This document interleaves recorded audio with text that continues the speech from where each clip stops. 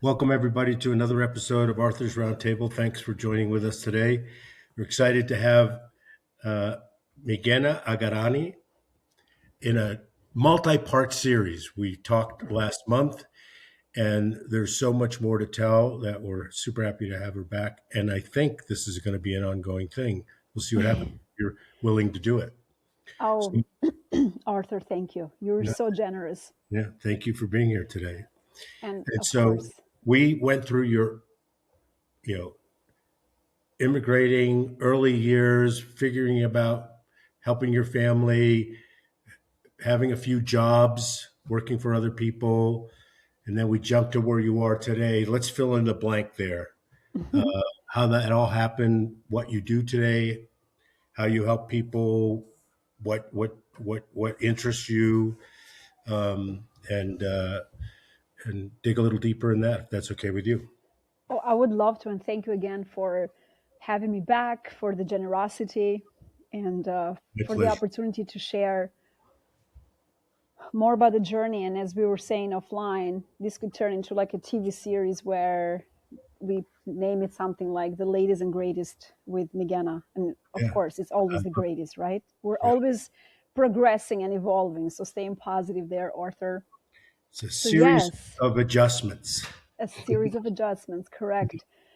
And ever since we had that first podcast, you and I subscribed to your channel, and I recommend everyone to do that.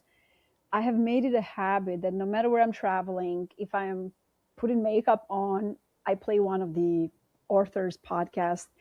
And I was Super listening kind. Yeah. with a gentleman from Turkey just recently. I love the story how he says, yeah, dad brings us over, me and mom, my siblings, and boom, he files bankruptcy.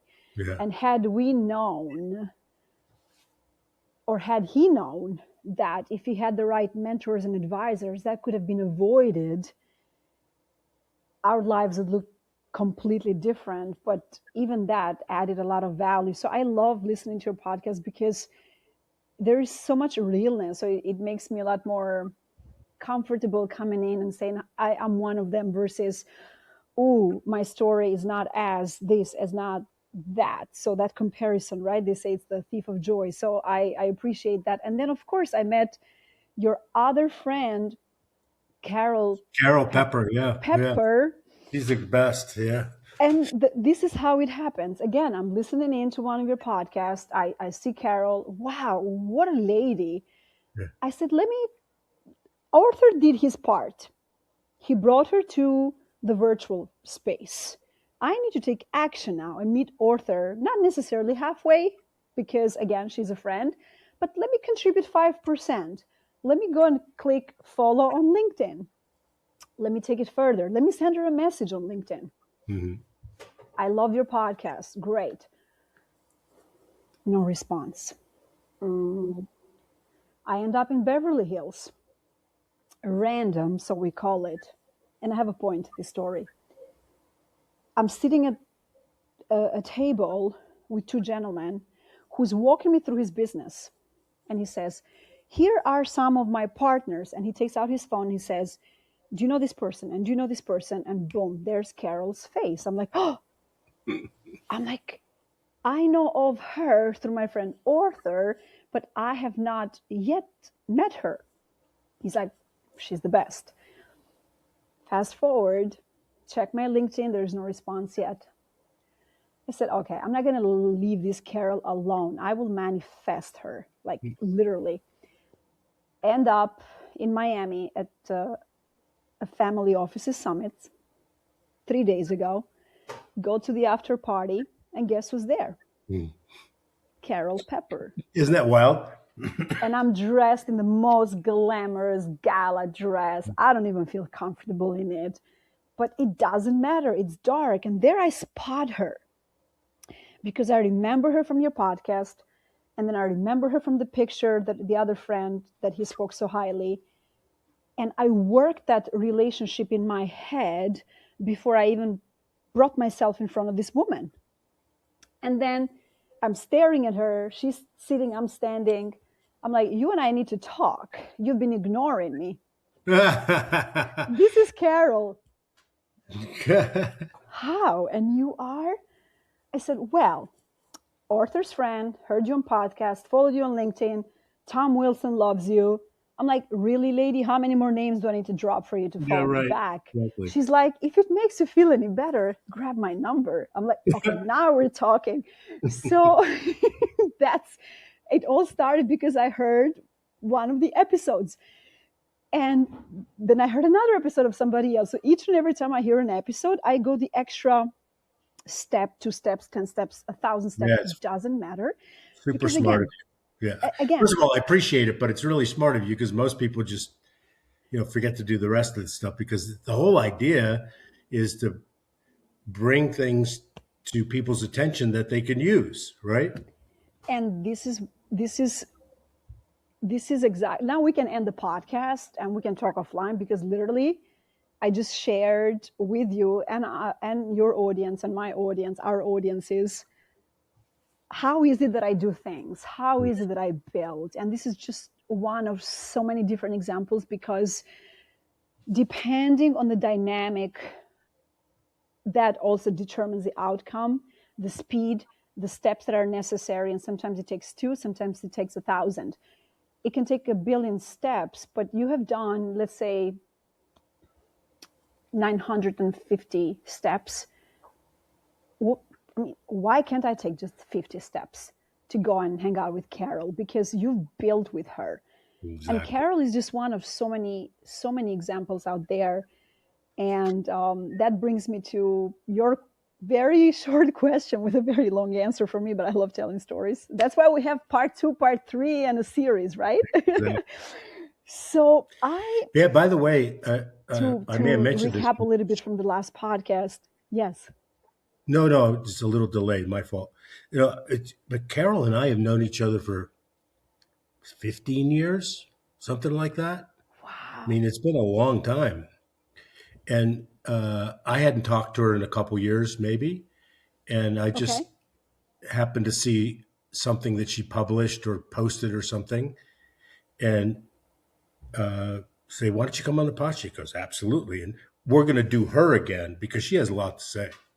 Oh, she's Um, incredible. I met her in person. What an energy that woman has. Outstanding. Yeah. She's a classy lady. Yeah. She truly is. So thank you for bringing her because we'll grab coffee in New York. She Mhm. lives in New York. I live in New York. So it's a fantastic, I believe it's going to be a fantastic partnership between her and I because we know a lot of the same people and we are aligned in so many levels and she's super approachable. But I also like to tease her. And I love that she didn't follow me back on LinkedIn because you cannot beat the way I connected with her because I like this better. I like this version a lot better than the cold. Hey, nice to meet you. Yes, I'd love to accuse people of ignoring me because I'm going to make it so difficult for them not to be friends with me. And Right. like, I'll Exactly. force them. I'll be, you better be a friend because you owe it to me because you haven't responded to me. And they're like, Jesus, fine, shut up. Let's do it. Mine is a shut up, of course. Yeah. So last time we spoke, I went through the journey of being an immigrant, having over a decade in the restaurant business, another decade in the Class A commercial real estate space, where I built a very strong power base, very healthy power base of decision makers. And when I was a director of business development for a $1 billion company, I connected a lot more, not just in operations, but expansion of businesses, retention, and having the ability now and the opportunity to travel the country, to see more. And a lot of those seeds were planted in my brain. And fast forward 3 years into this new role, Arthur, the company decides to sell. The owner uh, didn't want to keep the 3 generation company any longer. And there's this massive exit. And I find myself now on a crossroad. Do I join the company they exited to? Which, by the way, it's the company I started my career with 10 years prior. Been there, done that. Yeah. Easy, Yeah. comfortable, Hmm. safe choice, know everybody, sure. Yeah. Smooth, seamless, let's go. Let me just wear No the same. challenge. It's like from chair to chair, right? Here. Mhm. Or get out of the comfort zone, put myself out there, and figure things out and do something different. Because doing the math, being a decade in the same industry for 4 different companies, it was very rare for the industry that I was working. Usually people retire there after 30, 40 years. Once you're in, you don't really get out. You're just there. But I worked for 4 different companies, 10 years, been there, done that, was grateful for the opportunity to join if I wanted to, and also was grateful for the support from my parents and my brother, who said, if you want to do something different, we'll support you, knowing that there will be no paycheck coming in January 1st. So what I did instead, I went to a real estate summit in Miami in December. And I said, let me just hang out with Grant Cardone. I've never met him in real life. I got to meet him on Clubhouse. We spoke on Clubhouse. I learned a lot about what he was doing, and he was very foreign to me prior to Clubhouse. But being in this social audio app called Clubhouse, where 10 million beta testers were hanging out throughout Corona, throughout COVID, and connecting through voice and a bio in real time, as if we had 10 million phone numbers, only we didn't. We just connect through this app. I made a lot of friendships. I would take the subway and be on Clubhouse. I would iron clothes. Yep, I still iron clothes, people. I still do it. I'm Albanian. I would listen to Clubhouse. I would make bread and listen to Clubhouse. It was Everyone in so the family. popular. Super. And Grant is one of those connections. All of my friends, or a lot of my friends, would go in Miami in December. I said, you know what? I'll go check it out myself. We'll have the opportunity to meet people IRL, as they say, in real life, Mhm. and see what's out there. I end up at this summit, front, center, hear all these success stories, Arthur, exits, multiple exits. I had no idea what that even meant, because I'm like, okay, if you're a $1 billion company like the one I worked for, I get it. But how is it possible that this lady is operating 3, 4, 5 businesses at the same time, parallel, or exiting one, building 2 more, creating partnerships? How does she trust them? Like, my mind was spinning, and literally by day 2, I felt so unaccomplished. I was Mhm. not happy with myself. I was not happy with what I was doing with my life. Here is this company, number 4, that I exited from, and it exited as a result. I had nothing to show, but still had to go get another job, being a manager at will. Any day they could say today's your last day, and it's completely legal. So I realized in that moment that I had given full permission to somebody, or to some people, or to an entity, to direct, dictate how my time is spent, wasted, invested. Invested, I didn't feel I was investing. Yes, knowledge, no one can take away from you. Yes, the relationships. But when you get so mad at how little you feel you have done in a long period of time, that your brain gets a little clouded and you're not fair to yourself.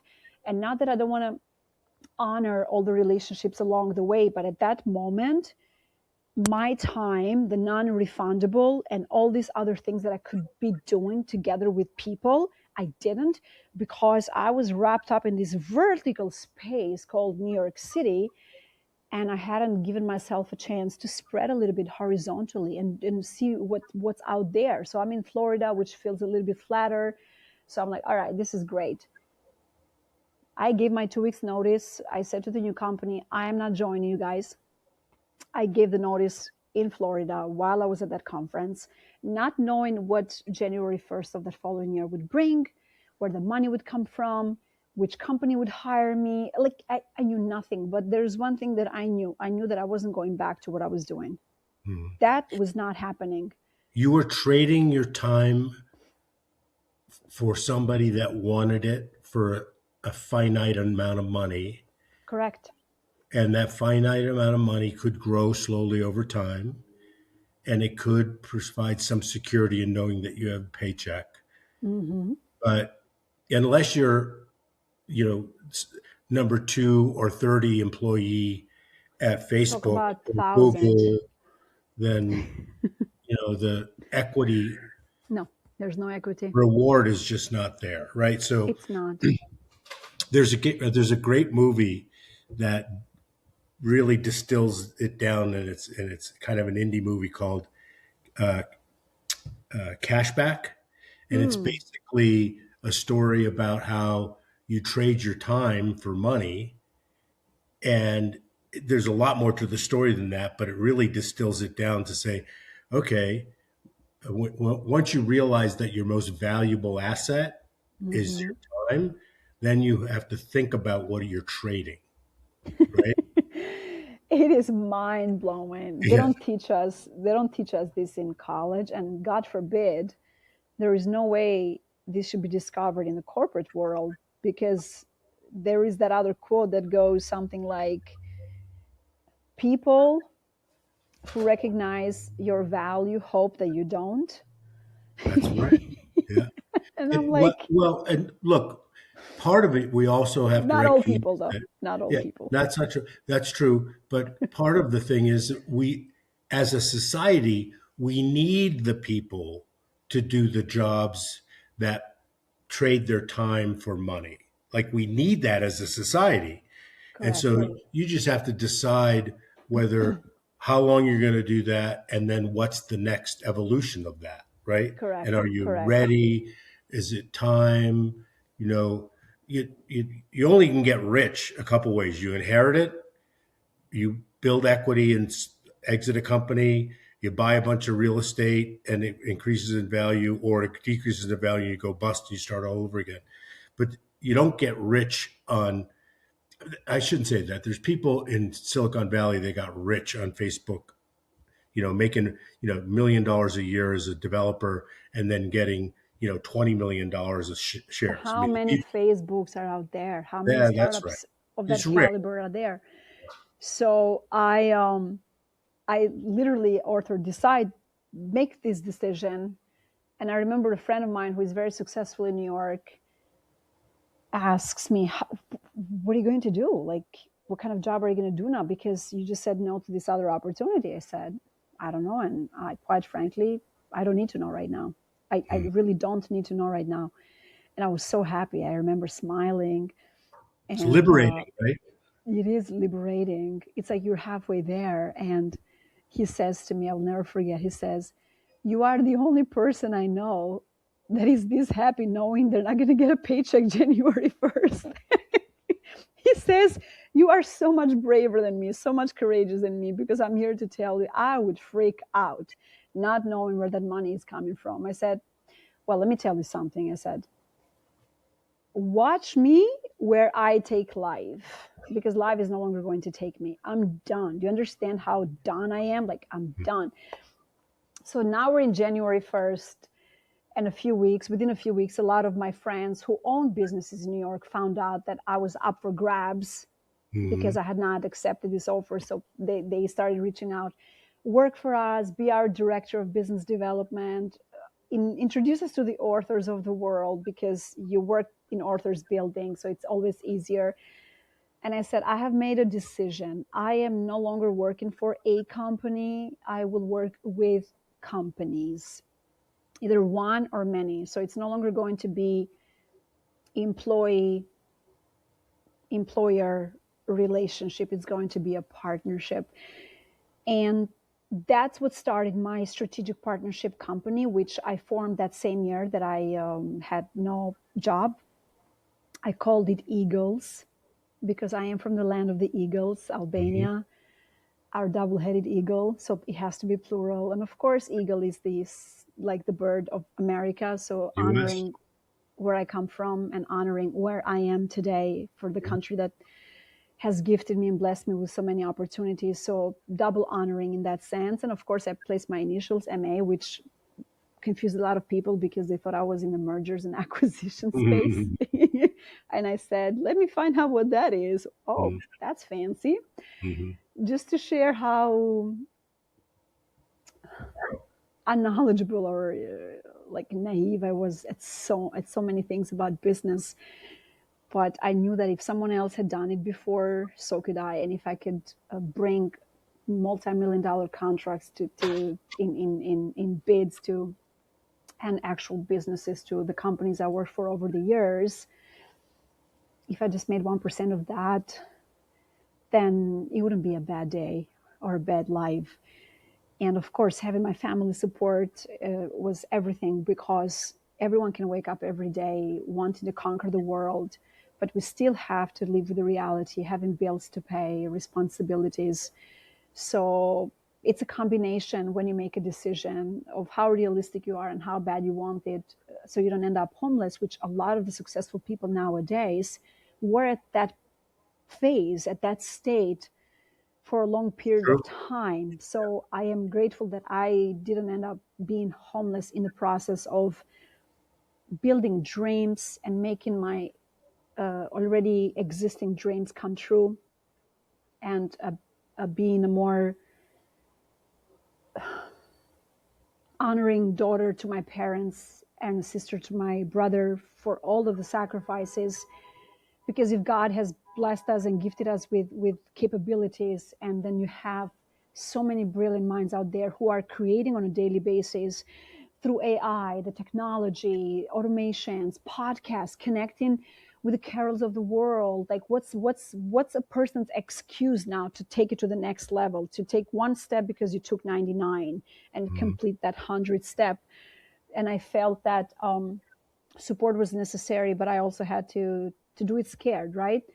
So that's what led to Eagles MA, which started as a local, like only New York strategic partnership, or rather in the tri-state area, where I formed my first strategic partnership that same year with a friend from the industry.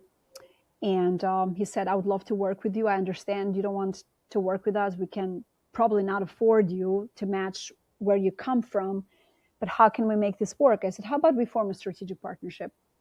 He says, let's go. I said, but I have one condition. What is that? I want a contract. I want ink on paper. My grandfather taught me that. Mom always ensures that I don't forget that. Yes, handshakes are very important, but ink on paper is very important as well. Not because you don't trust the person, but to have it as a point of reference, because there's so much volume of work that we do over time, and we don't want to risk the relationship with someone simply because we forgot half the things that Arthur said or half the things that Migena said.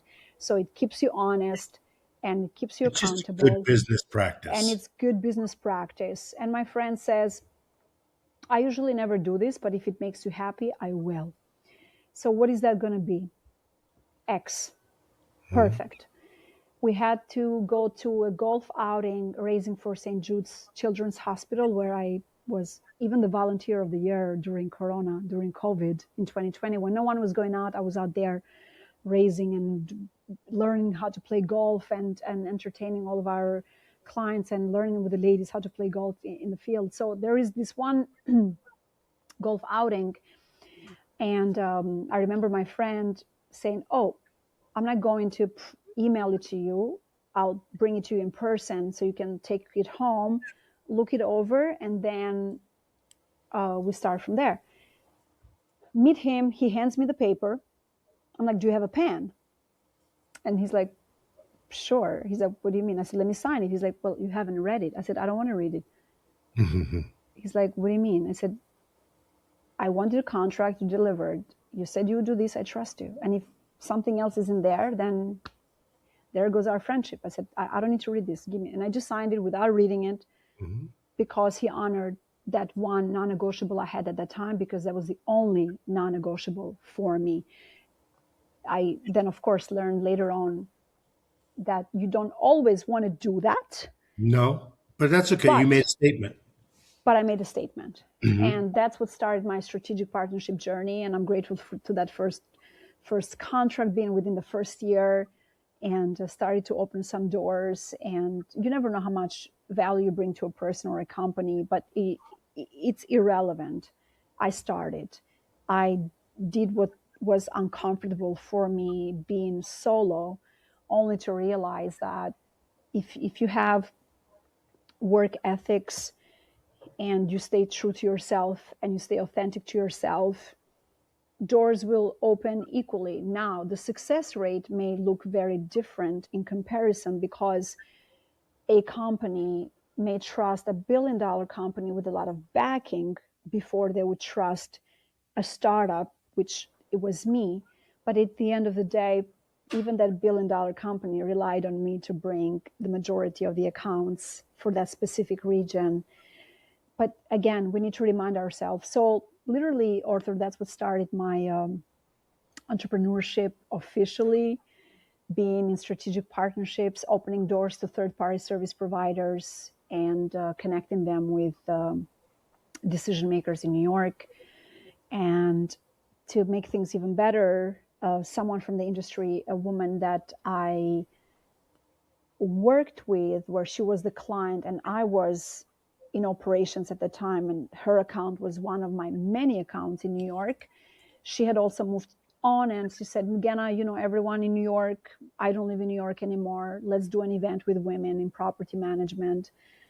I'm like, event space? My goodness, that's pretty challenging. She's like, well, let's not take these women to lunch every week, but let's put them together in one room. Great idea. Sure, I'm in.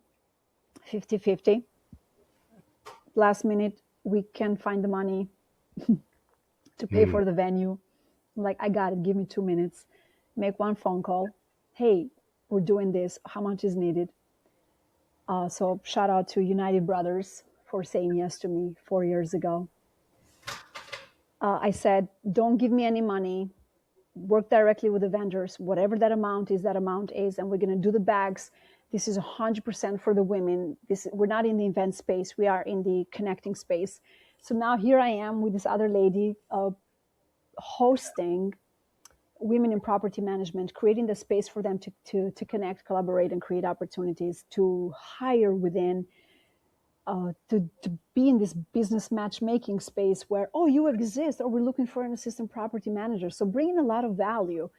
And of course, sharing more about what it is that I do in the business. So that led to a few events with this lady, and eventually she went her own way. I decided to take the event in a different direction, similar idea, but more general versus just property management. And I started hosting this Women in Real Estate Diversified because I wanted to bring in the financial component of it, some HR, some from facility, and not keep it just in the property management. So I've hosted 3 of those, hundreds of women. And again, the invite was for my strategic partners to have access to the room, so they would be the sponsors and not necessarily have everyone to have access to it, but bring a lot of value. And the women didn't feel that there were a bunch of people dropping business cards and wanting business for them. So a very curated. This is all in New York. All in New York, somewhat controlled space.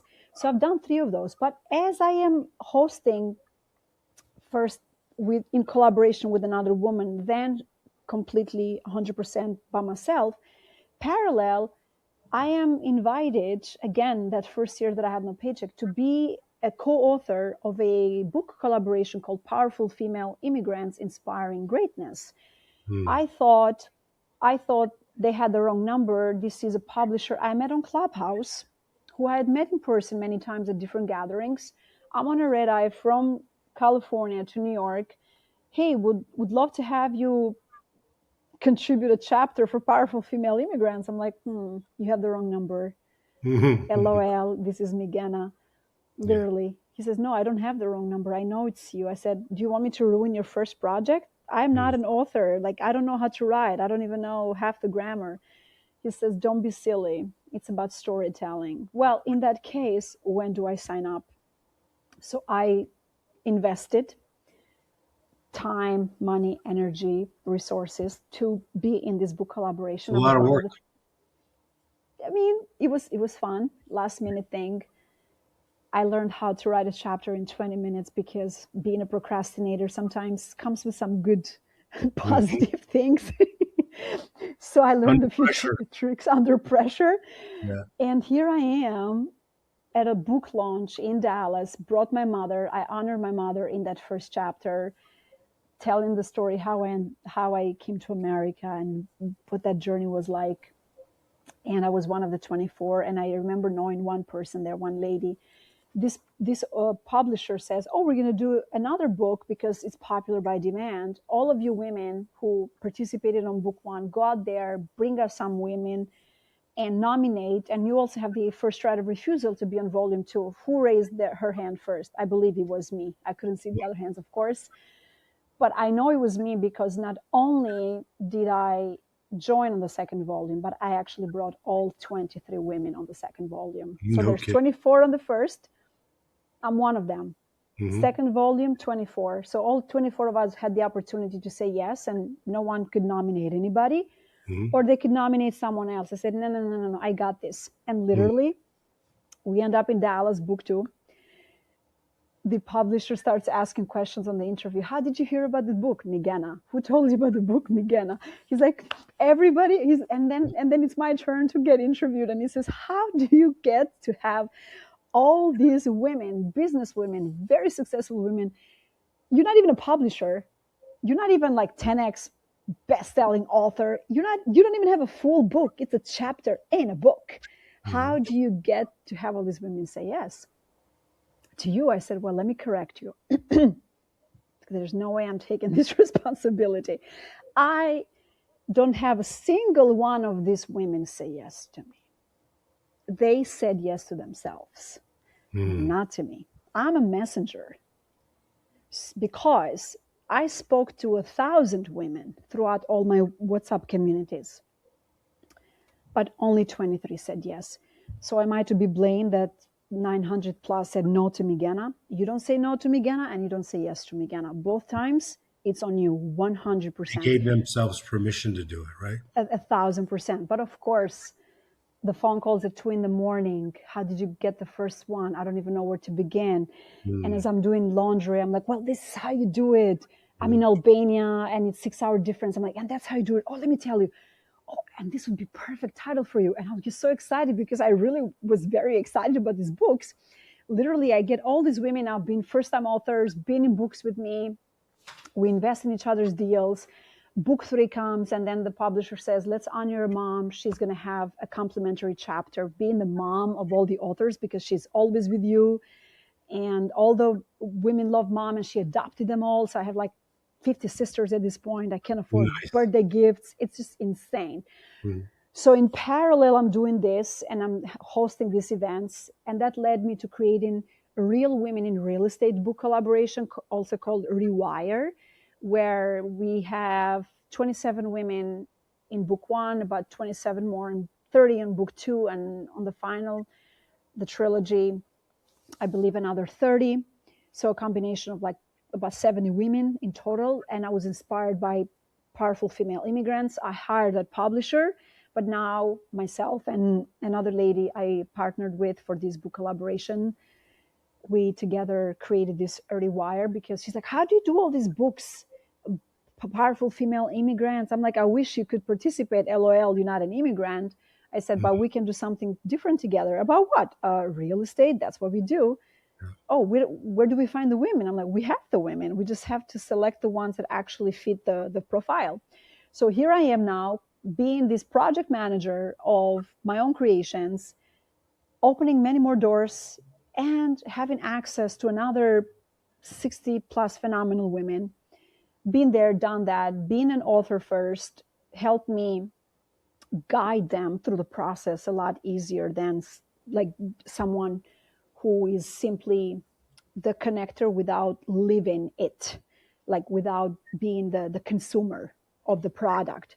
So that helped me tremendously, plus being in management for over a decade, plus loving people and sharing opportunities. So that would expanded author my network in the global and national scale because I led with value. I created these opportunities for people to actually learn a little bit more about who they are. And then when I would have the Real Women in Real Estate events, I would buy the books in bulk and I would handwrite a message and I would have these rewire books. It's a real estate event with women in real estate, and here is a gift, which is Nice. Migena led. And in parallel, now I am building my company, building that global credibility, investing in a lot of family offices, events, memberships, collaborations, raising my hand when it came to learning. In the process, I get to meet at a family office these founders who wanted to have a TV show that's a business competition TV show. So here I am now, not knowing what it is that these founders do, to me expressing my love for TV, but I also love the investment world, the capital world, the bringing the founders a lot of value as a strategic partner, as an extension of these companies. But of course, I have to kiss my dreams and lock them on this shelf of dreams, as I call it. And here I am in this space, and they're like, "Hey, would you like to interview our business owners and icons on the red carpet in LA?" I'm like, Hmm. "Are you guys a scam? Like, this can't be real. Like, I've been in this country for 19 years at this point. There's no way it happens like this." They're like, "No, it happens like this. Let's meet this evening." I was like, "I'm going to Albania this evening. I have a flight to catch." I wasn't even going to show up at this event in the morning. But what made me change my mind? I am a member of a family office club. I pay money and trade time to go to Florida, to Beverly Hills, to wherever they are in Dallas, every time they have events. They're in my backyard. And what's my excuse? That I have a midnight flight to New Exactly. York, to Yes. Albania? It's 8 a.m. Hmm. So Yeah. literally, I'm facing myself in the mirror. I remember it vividly, negotiating with myself, going or not to go to the event in my own city, where I would have saved $5,000 that I usually invest to be across the country with hotels, Ubers, meals, and the whole It adds package up. combined. Yeah. It adds up. But no, God forbid, it's in your own city, but you have a flight to catch. Literally grab my heels, put them on the bag, put my flip flops, take the subway, and I show up. And I said, usually I close these networking events, but I have to go back home and go to the airport. A month later, not even, I am in LA interviewing on the red carpet. I was like, pinch me. Like, I've always wanted to do that. And then I Hmm. end up being an associate producer for this business competition TV show, which eventually became a private equity fund where I am one of the general partners because I brought so much value, bringing a lot of people to the table from the business side as well as the investor side. A lot of contributions for, I would say, almost 3 years. And finally, we had film season one last November, which makes me very happy. Can you So share that, the name of that, or is it private? yeah, it's called America's Real Deal. Ah, the So, reason why and I they're ask from is Utah. it And they're sounds from similar Utah. to one that I'm invested in, but it's not that Is one. is okay. So this is America's Real Deal. So yes, Arthur, I am now realizing that time is not refundable. It's the most precious. People Hmm. read it in the books, your parents tell you, your grandparents tell you, but you have to live it in order for you to really You really appreciate it. experience And and listen, appreciate and it. when you're younger, you don't realize how valuable it is. Nope. And take it from me, when you're a little bit older, right? And I've got kids, grandkids, and I'm looking at, the end is near, right? It's not so far away.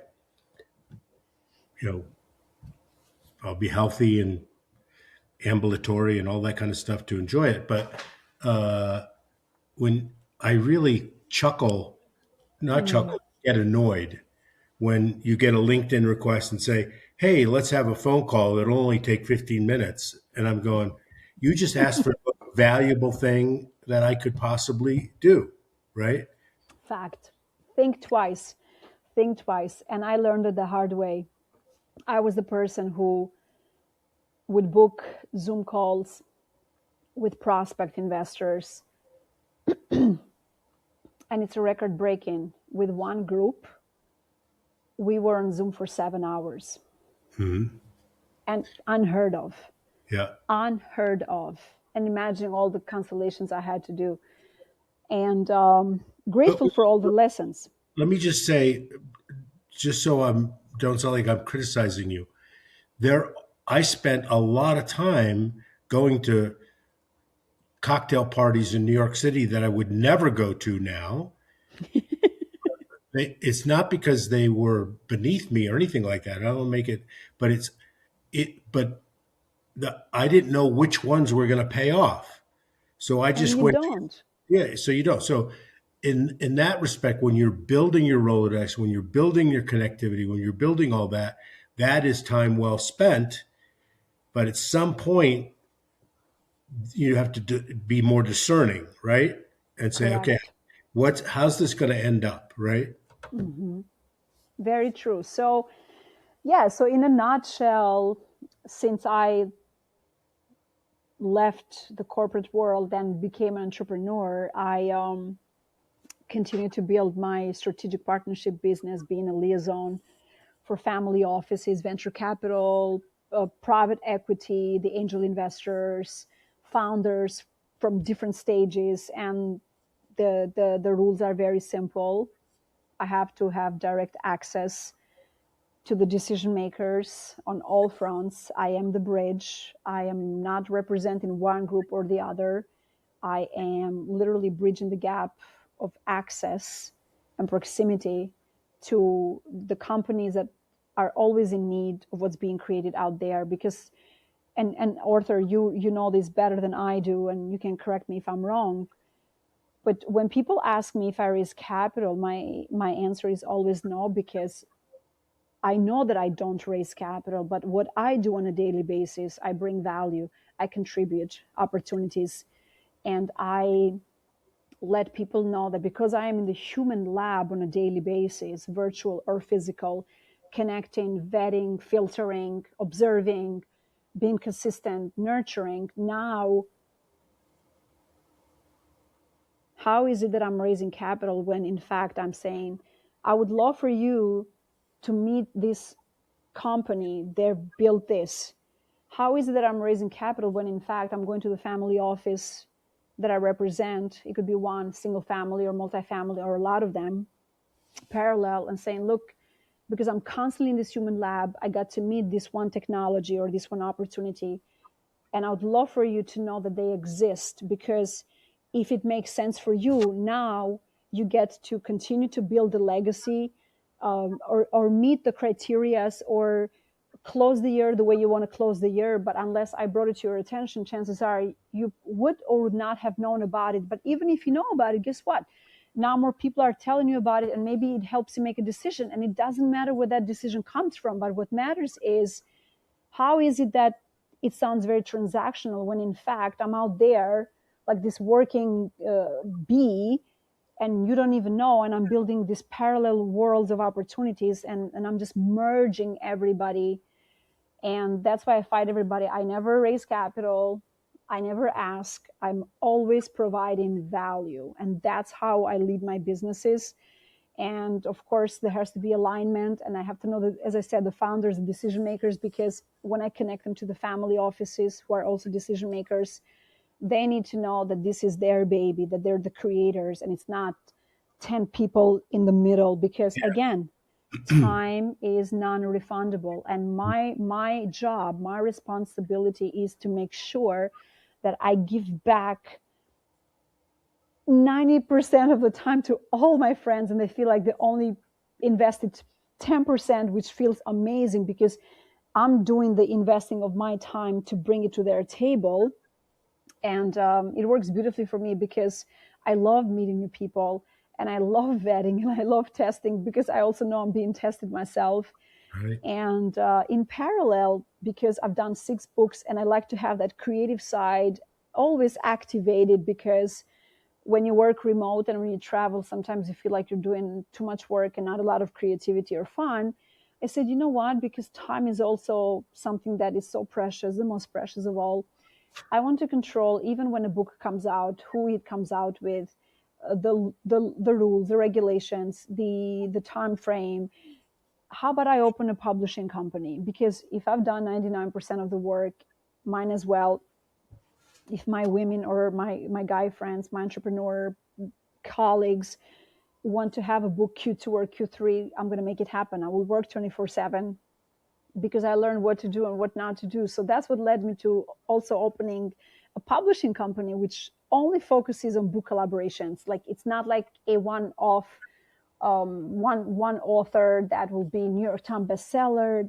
I'm not that business yet, but I love hanging out with a lot of contributors in one book because again, it's not about the book, it's not about selling books, it's about connecting in the process and Totally. learning and filtering who the people are, how are they showing up for the call when we are talking about the chapter. You learn a lot about people, access, proximity, and you are in this book forever. And as I tell everybody, before you enter this book world with us, remember divorce is not an option. Once you're in for life. You can never get yourself out. You cannot call and say, hey, can you remove my chapter? No, Yeah, right. sorry. You can't. So you can't divorce these Is people. So that an think, ongoing effort? yes, and it's very new in comparison to my other business, Hmm. but it's something that has gained a lot of traction because people see my books and they see how I interview the women on this physical office like a TV setting, and we have our dinners, we truly bond. And the main reason, Arthur, why I did that is because I'm in this networking space all the time, and people always ask me, how is it that you not only that you connect, because we're all there, we are all connectors, but how do you stay connected? What do you do? What's the answer? Well, the answer is it's a lot of work. Yeah, exactly. It's a lot of work. And then I walk them through the steps, be fully, and I'm actually coming up with a book which is going to launch very soon called The Art of Networking that I'm publishing under my own publishing company, which is going to be very cool. And I think people would love it, but it's not ready yet, but I'm working on it. The thing is, I love the word guarantee, Arthur. When you go to a networking event, there's a lot of things that take place, and I'm not going to get into it right now. But you may be lucky to get away with 3 solid contacts that you actually stay in touch with long term, and that's a win. You have 50 business cards. I have this book. I'll show you one other time. It's like this big with business card. I probably have thousands, and I go through them from time to time. But I said, you are investing, hypothetically speaking, $2,500 for a 2-day summit or an evening summit or mastermind. Not everything is in your city. So now you're taking a plane, Travel, you're hotel, staying at a meals, hotel. Uber. So you're 5K. You're Yeah. 5K in to go to the networking event, hopefully to shake a few hands. Hopefully you feel good and you look forward to the next day, or maybe you cut your trip short and you go back home. And then Monday comes and you are so disappointed at the results because you didn't fully connect, you didn't truly connect, and you didn't stay connected to more than In 3 the follow people. up. And Well, now this guess what? You just wasted all that time and money and money, energy. yeah. I Time. I challenge I challenge people and I said, look, if you have decided that for a full year you are attending 12 networking events, attend 11, take that 2,500 just for the ticket price and invest in a book chapter. And I say that because I was that person. Hmm. Because what that did is it forces you, because you have no choice. You have to meet in a group Zoom to talk next steps. Yeah. You will have many opportunities to meet these people. And guess what? You are connected in a book forever. And I keep pointing because my books are there.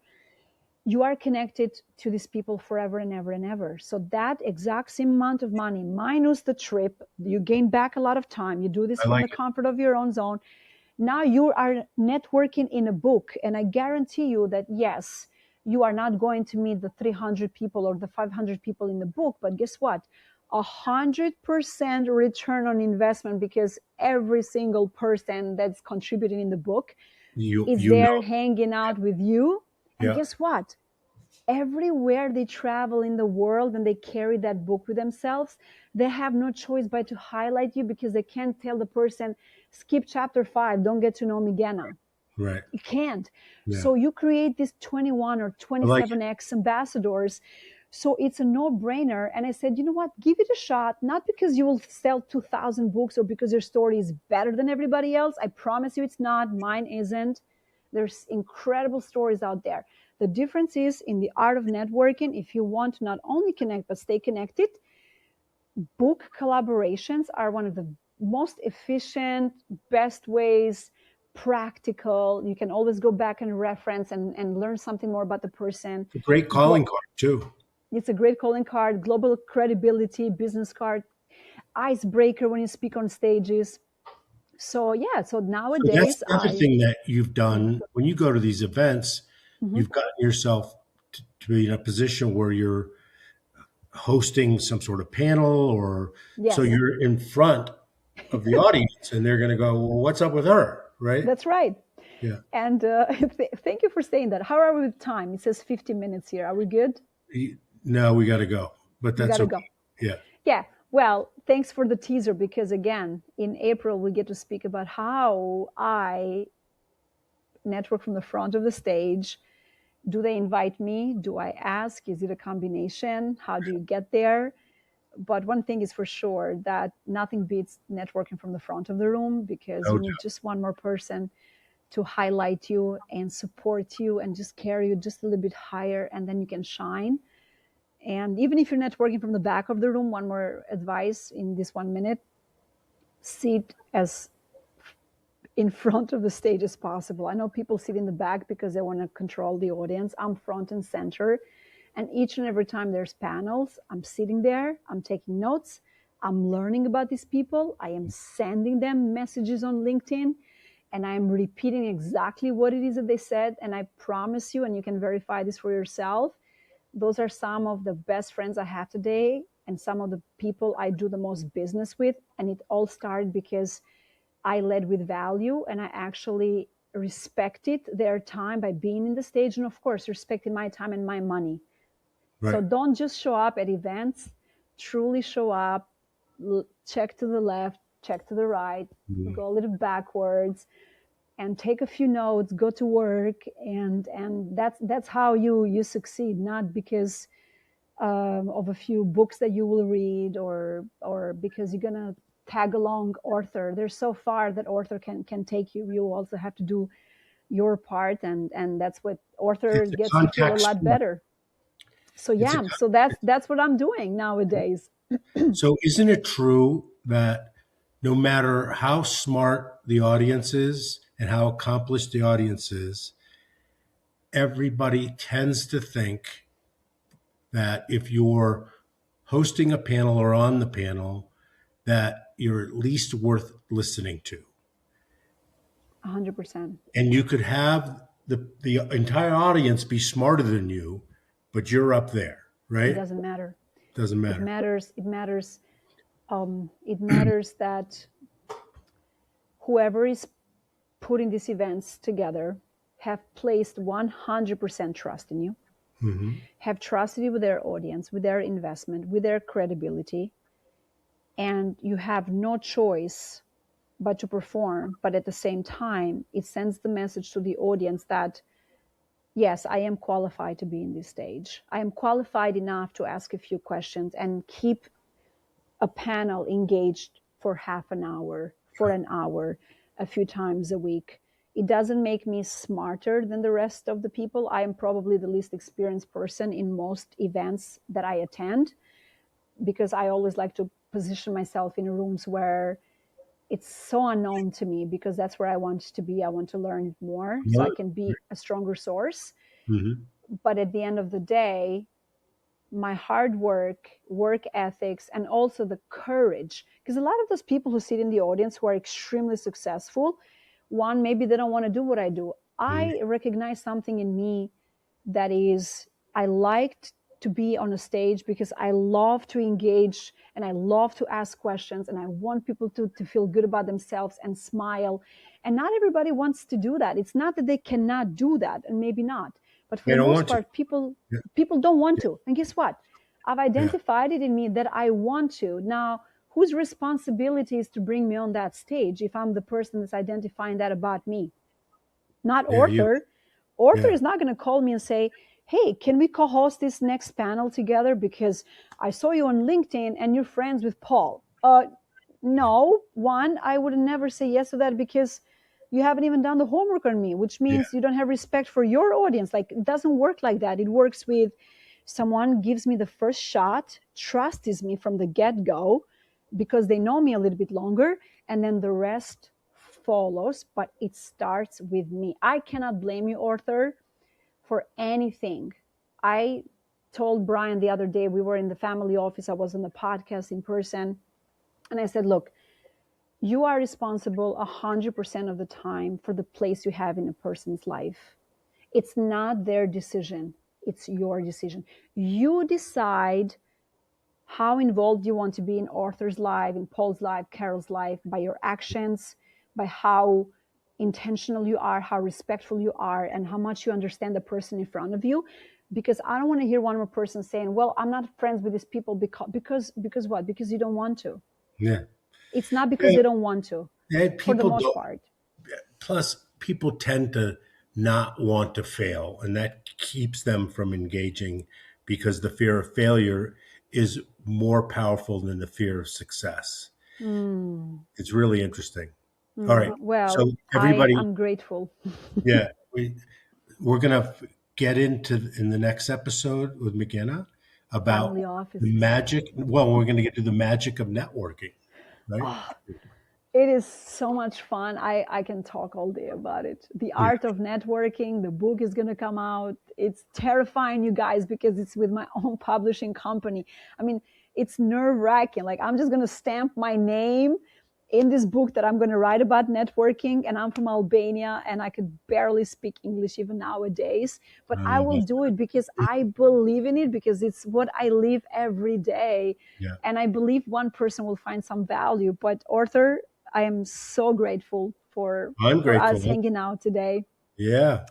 Looking And forward to doing it again. And thank you for doing this. Really, yes, and looking forward to hugging you in person yeah, very soon, very whenever that soon. is. Yeah, soon. Oh, and Yeah, if you need a panelist, yeah, yeah. you see how you do it, guys? You just Step ask. by Now you step. ask here, The answer and is then yes. see, I got a yes. Yeah. Thank you, Thank Meghna. you so much. Have a good day. Okay. Bye. Bye.